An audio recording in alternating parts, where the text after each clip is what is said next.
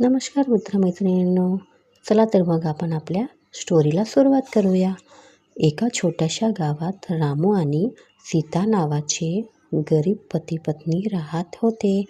त्यांच्याकडे छोटीशी जमीन होती. ते रोज कष्ट करून आपला उदरनिर्वाह करत होते. अनेकदा घरात पुरेसा अन्नही नसायचे, पण त्यांनी कष्ट सोडले नाही, मेहनत सोडली नाही. एके दिवशी शेतात काम करताना रामूला पैशांनी भरलेला एक पाकीट सापडले. सीताने प्रामाणिकपणे ते पाकीट गावच्या सरपंचाकडे जमा करण्याचा सल्ला दिला.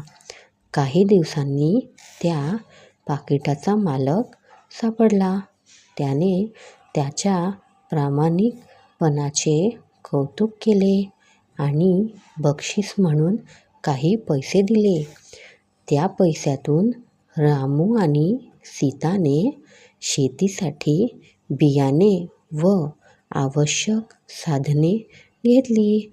पुढील हंगामात त्यांना भरपूर पीक आले. त्यांच्या मेहनतीला आणि प्रामाणिकपणाला यश मिळाले. ते आनंदाने आणि समाधानाने जगू लागली.